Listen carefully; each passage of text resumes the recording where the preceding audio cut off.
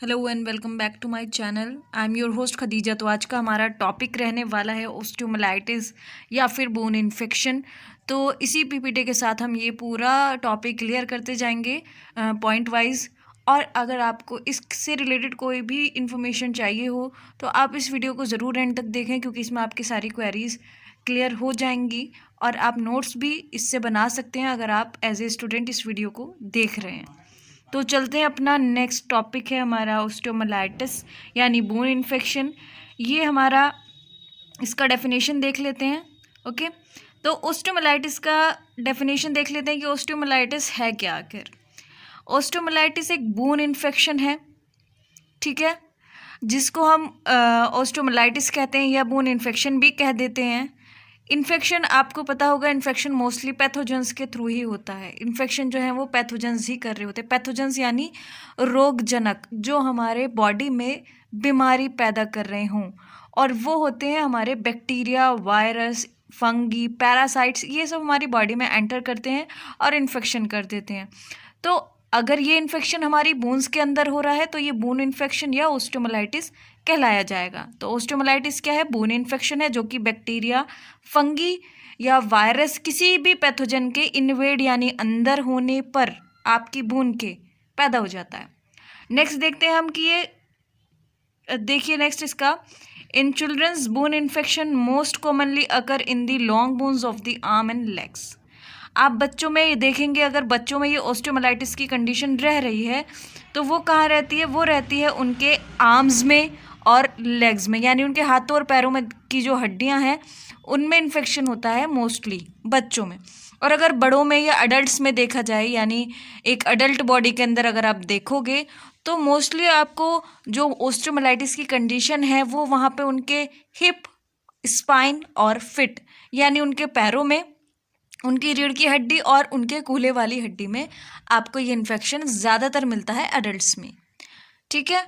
तो अब नेक्स्ट देखते हैं कि बोन इन्फेक्शन कैसे होता है। ये तो एकदम से भी हो जाता है, बोन इन्फेक्शन किसी भी वजह से हो जाता है, या फिर ये थोड़े थोड़े वक्त से आपकी बॉडी में इकट्ठा होते चले जाता है। किसी भी वजह से कोई आपको इन्फेक्शन हुआ है और वो बढ़ते बढ़ते आपकी बोन्स को हार्म करना शुरू कर दे, बोन्स तक पहुंच जाए, तो इस तरह से भी हो सकता है।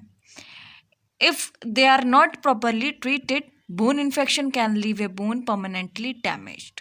यानी अगर आपका जो बोन इन्फेक्शन है या ओस्टियोमाइलाइटिस की जो कंडीशन है, अगर आप उसको वक्त रहते उसका ट्रीटमेंट नहीं लेते तो क्या होगा कि आपकी जो बोन्स हैं वो परमानेंटली डैमेज होना शुरू हो जाएंगी, यानी वो पूरी तरह से डैमेज हो सकती हैं अगर आप सही वक्त पर इसका इलाज नहीं करते हैं। तो देखते हैं अब अपनी नेक्स्ट स्लाइड को।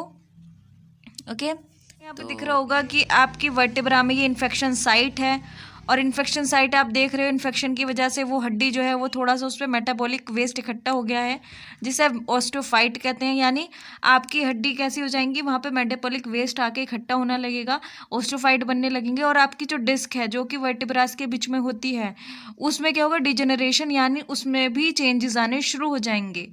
इधर आपको फुट का फिगर दिया हुआ है जहाँ पे आपकी जो मेटा टार्सल्स हैं और फेलेंजेस हैं उनके बीच में जो ये ग्रीन कलर के पैचेस दिख रहे हैं, यही इन्फेक्शन है, इन्फेक्टिव साइट है, इन्फेक्शन साइट है, ठीक है।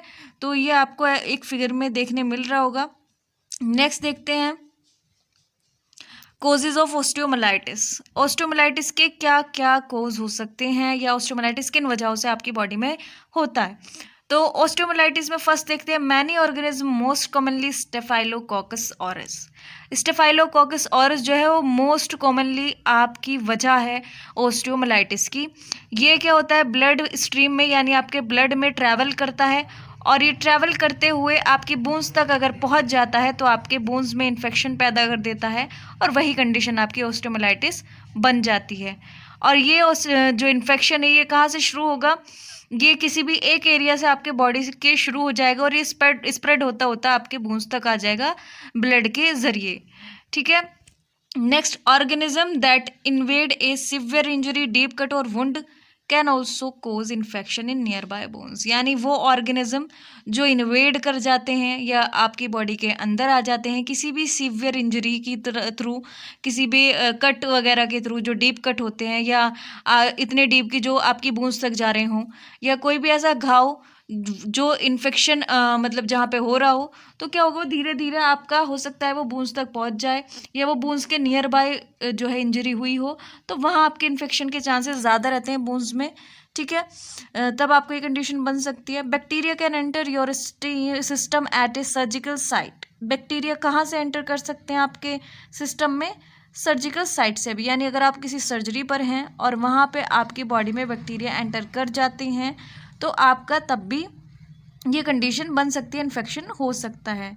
जैसे कि कुछ सर्जरीज़ के यहाँ पे नेम है, हिप रिप्लेसमेंट हो रहा हो, या कोई बोन की फ्रैक्चर के बाद उसकी रिपेयरिंग चल रही हो, तो ऐसी सर्जरीज़ में आपका क्या होता है कि बोन्स के ऊपर ज़्यादा सर्जरीज़ रह रही हैं, बोन आपके कांटेक्ट में ज़्यादा करीब हैं, तो वहाँ पे क्या होगा, बैक्टीरिया जो है वो ईजिली आपके बोन्स तक पहुँच जाएंगे और आपके इन्फेक्शन करना स्टार्ट कर देंगे। व्हेन योर बोन ब्रेक्स, आपकी अगर हड्डियां टूट जाती हैं किसी भी एक्सीडेंट की वजह से, तो उस टाइम पे आपकी बॉडी में या आपकी बोन्स में बैक्टीरिया जो है वो एंटर कर जाते हैं, जिसकी वजह से आपकी ओस्टियोमाइलाइटिस कंडीशन बन जाती है अक्सर। ठीक है, next, the most common cause of bone infection is staphylococcus aureus bacteria. यानी सबसे ज़्यादा कॉमनली आपको कौन इन्फेक्शन करता है बोन्स का? एक बैक्टीरिया जो कि स्टेफाइलोकोकस ऑरिस है। ये बैक्टीरिया कहाँ होगा? डायरेक्ट आपकी स्किन पे जो है प्रेजेंट होता है ये, और आपकी स्किन पे प्रेजेंट होने की वजह से, और ये क्या करता है, आपके जो इम्यून सिस्टम है इसको ओवर पावर किए रखता है और इसे वीक करे रखता है, जिससे कि आपको डिजीज़ या इलनेस इजीली हो जाती हैं। और ये बैक्टीरिया जो है ये इन्फेक्शन का मोस्ट कॉमन कोज है इंजरी एरियाज़ पर। यानी अगर ये आपकी स्किन पे अवेलेबल है, अगर आपके कोई भी इंजरी होती है तो ये आपकी बॉडी में एंटर कर जाता है, जिसकी वजह से आपके इन्फेक्शन होने के चांसेस ज़्यादा होते हैं। ठीक है, जब ये आपकी बॉडी में एंटर कर जाएगा तो ब्लड स्ट्रीम के थ्रू अगर आपकी बूंस तक पहुंच गया है तो बूंस में इन्फेक्शन पैदा करेगा, और यही आपका ओस्टियोमाइलाइटिस है। ओके, नेक्स्ट देखते हैं, तो सिम्टम्स देखते हैं कि आपका जो इन्फेक्शन साइट है, जिस जगह पे आपके इन्फेक्शन हुआ है, वहाँ पे आपको सबसे पहले एक कॉमन सिम्टम है या फर्स्ट सिम्टम है, कह लीजिए पेन, वो आपको देखने मिलेगा। ठीक है, नेक्स्ट, अगर आपकी बॉडी में इन्फेक्शन है, आपकी बूंस में इन्फेक्शन हुआ है ओस्टियोमाइलाइटिस, तो आपका टेम्परेचर बढ़ा रहेगा और आपको चिल्स भी आ सकते हैं, रेडनेस रहेगी उस एरिया पर जहाँ इन्फेक्शन है, और इरिटेशन रहेगी, और वहाँ पे वो जगह आपको अनवेल लगेगी। यानी अनवेल से मीन्स है वहाँ पे आपको वो अच्छा फील नहीं करा रहे होगा इन्फेक्शन की वजह से, उस जगह पे आपको एक अलग सेंसेशन रहेगी जो कि आपको नॉर्मल नहीं लगेगी। ड्रेनेज फ्रॉम द एरिया, उस एरिया से कुछ ड्रेनेज हो सकता है, कुछ ड्रेन हो सकता है, सपोज पस या कुछ वाटरी फ्लूइड्स। ठीक है, स्वेलिंग रह सकती है अफेक्टेड एरिया पे, ये आपको देखने मिल सकता है इन्फेक्शन साइट पे, और स्टिफनेस रहेगी। ठीक है, जिस भी लिम्ब में, जिस भी जगह पे, सपोज अगर आपके हाथ पे है या पैर पे या स्पाइन में, हिप्स में, कहीं पर भी अगर आपको ये इन्फेक्शन हुआ है तो आपको वो लिम्ब, वो जगह अफेक्टेड रहेगी, और उस जगह के जो मसल्स हैं वो आपको स्टिफ देखने को मिलेंगी, और मूवमेंट्स में इसी वजह से आपको प्रॉब्लम भी रह सकती है। डायग्नोसिस, डायग्नोसिस मीन्स जांच। तो क्या क्या जांच हो सकती है इसके लिए? देखिए, आपके जो डॉक्टर्स हैं वो अलग अलग मेथड्स हो सकते हैं किसी भी कंडीशन को डायग्नोज करने के लिए या बोन इन्फेक्शन को डायग्नोज करने के लिए। ठीक है, वो फिज़िकल एग्जामिनेशन भी कर सकते हैं। फिज़िकल एग्जामिनेशन में वो देखेंगे कि स्वेलिंग है, रेडनेस है, पेन आ रहा है, और वहाँ पे डिस्चार्ज हो रहा है, ड्रेनेज हो रहा है किसी फ्लूइड का, तो ये एक तरह से वहाँ का कलर देखेंगे। ठीक है, ये सारी चीज़ें वो कोई भी डॉक्टर देखेगा, कोई भी फिजिशियन देखेगा और फिज़िकल एग्जामिन करेगा उस जगह को। नेक्स्ट, वो लैब डायग्नोज करा सकता है, कुछ डायग्नोस्टिक टेस्ट करा सकता है। ठीक है, जिसमें वो ये पता कर पाए कि एग्जैक्ट लोकेशन क्या है इन्फेक्शन की। ठीक है, और आपका जो ब्लड टेस्ट है वो इसमें हो सकता है। ब्लड टेस्ट के अंदर क्या आएगा कि जो ऑर्गेनिज्म इन्फेक्शन कर रहा है वो फाइंड आउट हो जाएगा। और कुछ टेस्ट हो सकते हैं जैसे कि बैक्टीरिया के लिए थ्रोट स्वैब या यूरिन कल्चर या स्टूल एनालिसिस। ठीक है, ये सारे टेस्ट आपके हो सकते हैं ब्लड टेस्ट के अलग। ठीक है, स्टूल कल्चर जो है वो, स्टूल एनालिसिस जो है उसी का एग्जाम्पल है, स्टूल कल्चर भी हो सकता है। ठीक है, नेक्स्ट जो टेस्ट है आपका बोन स्कैन हो सकता है। बोन स्कैन में क्या होगा कि आपका जो सेलुलर और मेटाबॉलिक एक्टिविटी जो है बोन के अंदर वो कैसे हो रही हैं वो दिख सकता है। ठीक है, रेडियो एक्टिव सब्सटेंस होता है जो ये हाईलाइट कर देता है कि बोन टिश्यू में सेलुलर और मेटाबॉलिक एक्टिविटी किस तरह की हो रही है। बोन स्कैन आपको अगर ज़्यादा इन्फॉर्मेशन प्रोवाइड नहीं करता है, आपको समझ नहीं आता या फिर एक तरह से कि उसमें क्लियर नहीं हो रही हैं चीज़ें, तो आप एमआरआई स्कैन करा सकते हैं। नेक्स्ट, अगर एमआरआई स्कैन भी नहीं हो रहा है तो लास्ट बचता है बोन बायोप्सी। बायोप्सी एक ऐसा ट्रीटमेंट है जिसमें उस पर्टिकुलर एरिया की सेल्स को लिया जाता है और उन पे लैब में जा कर के स्टडी की जाती है, जिसमें फाइंड आउट हो ही जाता है कि प्रॉब्लम क्या रह रही है। ठीक है, तो बोन बायोप्सी लास्ट वन है ही। और या फिर कभी कभी सिंपल बोन एक्सरे में भी आपको काफ़ी अच्छा जानकारी मिल जाता है और उससे आप ट्रीटमेंट अपना बेटर दे पाते हो। ठीक है, तो नेक्स्ट जो है ये आपका एक्सरे भी इनफ होता है कुछ डॉक्टर्स के लिए, ठीक है, राइट ट्रीटमेंट को प्रोवाइड कराने की। सो नेक्स्ट देखते हैं ट्रीटमेंट फॉर ओस्टियोमाइलाइटिस कि क्या क्या इसके ट्रीटमेंट या उपचार हो सकते हैं। There are several options your doctor may use to treat your bone infection. यानी बहुत सारे ऑप्शंस होते हैं, बहुत सारे तरीके होते हैं कि बोन इन्फेक्शन को आपके कोई डॉक्टर ट्रीट करते। सबसे पहले बैक्टीरियल इन्फेक्शन है तो आपका एंटीबायोटिक्स जो हैं वो आवश्यक होती हैं कि आपके बोन इन्फेक्शन उनसे ठीक हो सकता है काफ़ी हद तक। ठीक है, और आपका जो डॉक्टर है वो आपको देगा एंटीबायोटिक्स इंट्रावेनसली, यानी वीन्स में इंजेक्ट कर देगा और डायरेक्टली आपको वीन्स में दे देगा। नेक्स्ट आपको क्या देगा, अगर आपका इन्फेक्शन सिवियर है तो आपको एंटीबायोटिक्स वीन्स के थ्रू चला जाएगा। सपोज़ अगर आपको इन्फेक्शन ज़्यादा नहीं है तो आपको मेडिकेशंस देगा एंटीबायोटिक, लेकिन अगर इन्फेक्शन ज़्यादा है, सीरियस कंडीशन है आपकी, तो फिर वो उस टाइम पे इंजेक्ट करेगा आपको एंटीबायोटिक, जो डायरेक्ट आपकी ब्लड में मिक्स हो जाएंगी जा करके। ठीक है, एंटीबायोटिक्स आपको 6 वीक्स तक चल सकती हैं एंटीबायोटिक ट्रीटमेंट आपका। Sometimes bone infection require surgery. कभी कभी बोन इन्फेक्शन इतना ज़्यादा हो जाता है कि आपको सर्जरी करानी पड़ती है, तब आपको मेडिकेशंस के थ्रू कोई भी फ़र्क नहीं महसूस हो रहा होता है, तब आपको सर्जरी पर ले करके जाता है सर्जन। और आपका जो इन्फेक्शन है जिस भी बोन में है या जो भी टिश्यूज़ हैं जो आपके डेड हो रहे हैं या जिनसे कोई भी एब्सेस यानी कोई भी वेस्ट चीज़, कोई भी एबनॉर्मल चीज़ बाहर निकल रही है, ड्रेन हो रही है, यानी फ्लूइड डिस्चार्ज हो रहे हैं, पस वगैरह, तो वहाँ पे क्या होता है, आपका सर्जन आपको सर्जरी पर ही लेकर जाता है क्योंकि वो कंडीशन आपकी काफ़ी सिवियर कंडीशन है। Next, if you have a prosthesis that's causing the infection, your doctor may remove and replace it with a new one. Suppose कोई पर्सन है, उसका एम्पुटेशन हुआ है या कुछ भी ऐसा प्रोसीजर हुआ है जिसकी वजह से उसे प्रोस्थेसिस यूज़ करनी पड़ रही हैं। प्रोस्थेसिस क्या होता है, प्रोस्थेसिस होता है कि सपोज़ अगर किसी एक्सीडेंट में किसी एक पर्सन का लेग जो है वो इतना डैमेज हो गया कि डॉक्टर को वहाँ से रिमूव करना पड़ा उस जगह को, तो फिर वो आर्टिफिशियल जो है पैर लगा देंगे, आर्टिफिशियल जॉइंट लगा देंगे। वो सारी चीज़ें जो होंगी, जो मैन मेड चीज़ें हैं, ताकि आपके ईजी हो जाए कोई भी चीज़ पिक करने में या चलने में, तो वो चीज़ प्रोस्थेसिस होती हैं। तो वो प्रोस्थेसिस अगर फिक्स नहीं बैठती हैं, किसी पर्टिकुलर बंदे को अगर आप उसका लेग निकाल देते हो और उस लेग की जगह एक अनदर आर्टिफिशियल लेग फिक्स करते हो और वो प्रोस्थेसिस ही है, अगर वो फिक्स नहीं बैठता है तो वहाँ पे क्या होता है, वो इरिटेशन पैदा करता है जिसकी वजह से एक बोन पर प्रेशर पड़ के वहाँ पे इन्फेक्शन हो जाता है। तो अगर आप प्रोस्थेसिस यूज़ कर रहे हो तो डॉक्टर क्या करेगा, उस प्रोस्थेसिस को रिप्लेस करेगा, रिमूव करेगा और दूसरा जो है आपको न्यू वन दे देगा, जिससे कि आपके जो डेड टिश्यूज़ हैं, इन्फेक्टेड एरिया है, वो सारी चीज़ें जो हैं वो इन्फेक्शन से आप लोग बच जाओगे।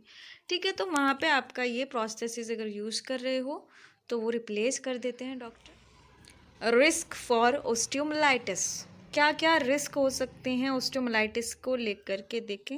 There are a few conditions and circumstances that can increase your chances of osteomyelitis. कुछ कंडीशंस हैं या कुछ वजह हैं जो कि बढ़ा देती हैं अक्सर चांस ओस्टियोमाइलाइटिस को और ज़्यादा होने में।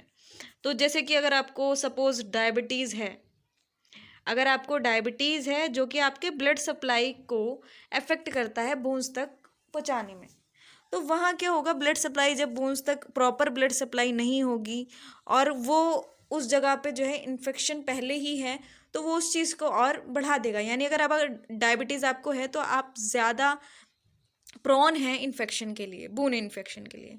कुछ आईवी ड्रग्स ऐसी हो सकती हैं जो आपको ओस्टियोमाइलाइटिस, जो आपके बोन्स के लिए हार्मफुल हों।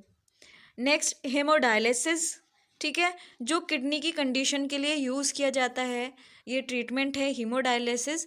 तो इस ट्रीटमेंट के दौरान आपको जो है रिस्क रह सकता है कि आपको बोन इन्फेक्शन हो जाए या इन्फेक्शन के बाद वो बोन्स तक इन्फेक्शन पहुंच जाए। Trauma to the tissue surrounding the bone. Trauma यानी कोई भी एक्सीडेंट या कोई भी ऐसी चोट या इंजरी हो जाना उन टिश्यूज़ पर जो कि किसी बोन के आसपास हैं, किसी हड्डी को कवर किए हुए हैं। तो वहाँ पर अगर आपको ट्रॉमा यानी चोट या इंजरी या एक्सीडेंट हो जाता है तो वहाँ पे आपके चांसेस या रिस्क ज़्यादा होता है। नेक्स्ट, आर्टिफिशियल जॉइंट और hardware that can become infected. Artificial joints जो मैंने अभी बताया, प्रोस्थेसिस वगैरह, और हार्डवेयर, ठीक है, जो वो चीज़ें हैं प्रोस्थेसिस लगे हुए हैं वो अगर इन्फेक्टेड हैं, इन्फेक्शन पहुंचा रही हैं, तो वहाँ पे भी रिस्क होता है। ठीक है। Sickle cell disease, sickle cell जिसमें आपकी जो सेल्स हैं, आरबीसीज हैं, वो थोड़ी श्रिंक हो जाती हैं, ठीक है, जिसमें कि ब्लड फ्लो में प्रॉब्लम रहता है, तभी आपको इन्फेक्शन के चांसेस ज़्यादा होते हैं। पेरिफेरल आर्टरी डिसीज़ यानी जो आर्टरीज आपकी पेरिफेरीज में प्रेजेंट हैं उनमें जो डिजीज़ हो जाता है, पेरिफेरल आर्टरी डिजीज़ है एक तरह का, ये पूरा अपना एक अलग टॉपिक है। तो इस डिजीज़ के जो पर्सन है जिनको ये डिजीज़ है वहाँ पे रिस्क ज़्यादा होगा ऑस्टियोमाइलाइटिस का। जो लोग स्मोकिंग करते हैं, स्मोकर्स हैं, उन लोगों को भी बोन इन्फेक्शन होने के चांसेस ज़्यादा होते हैं, रिस्क होता है। तो ये हमारा कंप्लीट हो गया। नेक्स्ट चलते हैं नेक्स्ट अपनी हेडिंग की तरफ। तो प्रिवेंशन ऑफ ऑस्टियोमाइलाइटिस, प्रिवेंशन यानी रोकथाम, कैसे रोकेंगे ऑस्टियोमाइलाइटिस को होने से। तो आपका जो स्किन है, ठीक है, अगर वहाँ पे कोई भी कट है या कोई भी ओपन वुंड है, ठीक है, तो वहाँ पे क्या करोगे, आप उसे अच्छे से वॉश या क्लीन रखोगे उस एरिया को, क्योंकि अगर आप वहाँ पे हाइजीन को अवॉइड करते हो तो इन्फेक्शन के लिए आप ज़्यादा प्रोन हो जाते हो। तो आपको वहाँ पे क्लीनिंग रखनी है, उस एरिया को बिल्कुल साफ रखना है। If A wound cut doesn't look like it's healing with home treatment, contact your doctor immediately to have it examined। यानी आपका अगर कोई घाव है, कोई कट है, वो आप घर में उसकी ड्रेसिंग किए जा रहे हो, उसको उस पर ऑइंटमेंट लगाए जा रहे हो अपने अकॉर्डिंग, और फिर भी वो ठीक नहीं हो रहा है, तो आपको ज़रूरत है फिर उसकी अच्छे से जांच कराने की और डॉक्टर की सजेशन की। ठीक है, तो ऐसे आपका इन्फेक्शन नहीं बढ़ेगा ज़्यादा और बोन्स तक नहीं पहुँचेगा। Clean and dry amputation site before placing your prosthesis. जो आपकी एम्पुटेशन यानी एम्पुटेशन होता है कि आपके जो लिम्स हैं, आपके जो हाथ या पैर हैं, वो किसी वजह से ज़्यादा इंजरी हो गई है और डॉक्टर को वो पार्ट जो है आपका निकालना पड़ता है। ठीक है, तो आपका जो पैर, यहाँ से पैर के साइड से पूरा पैर निकाल दिया है, ये सब चीज़ें जो होंगी एम्पुटेशन होगी, कोई भी पार्ट निकाल देना हाथ या पैर में से। ठीक है, तो इसके बाद जो उसके ऊपर आर्टिफिशियल चीज़ें लगती हैं वो प्रोस्थेसिस है। अगर आप वो प्रोस्थेसिस यूज़ कर रहे हो, आपको प्रोस्थेसिस दी हुई है डॉक्टर ने, तो आपको क्या करना है, उस जगह पे जहाँ आपको प्रोस्थेसिस फिक्स करनी है उसको अच्छे से साफ़ करो और फिर उसे ड्राई करो, क्योंकि मॉइस्चर में ज़्यादा बैक्टीरियाज, वायरसेस ग्रो करते हैं। तो इसलिए आप जो है उस एरिया को क्लीन करने के साथ साथ ड्राई भी करो और फिर प्रोस्थेसिस लगाओ। Also use the proper footwear and protective equipment to avoid injuries when jumping, running or participating in sports। अगर आप इस स्पोर्ट्स में पार्टिसिपेट कर रहे हो, ठीक है, तो आपको ऐसी एक्टिविटीज़ करनी पड़ सकती हैं जिसमें आपको भागना है, कूदना है। ठीक है, तो वहाँ पे जो इंजरीज़ आपको हो जाती हैं वो इंजरीज़ और ज़्यादा ना बढ़ें, तो इस तरह के फुटवेयर लो जो काफ़ी फ्लेक्सिबल हों, जिसमें आपको इंजरी कम से कम हो। ठीक है, जो कि आपके लिए प्रोटेक्टिव हों। ठीक है, तो ऐसा अगर आप चीज़ें करते हैं तो आपको ऑस्टियोमाइलाइटिस से आपकी रोकथाम हो सकती है, वो आपको नहीं होगा, प्रिवेंट कर सकते हैं। नेक्स्ट देखते हैं अपना। ओके, नेक्स्ट कुछ नहीं है, थैंक यू। तो हमारा प्रिवेंशन हो गया है, रिस्क हो गया है, diagnose, treatment, symptoms and definition, और सभी कुछ हम इसमें क्लियर कर चुके हैं। Hope you like this video, so please give a thumbs up and also drop a comment. If you want new topic then you can comment, okay, and subscribe my channel of course, and thanks for watching. Thank you.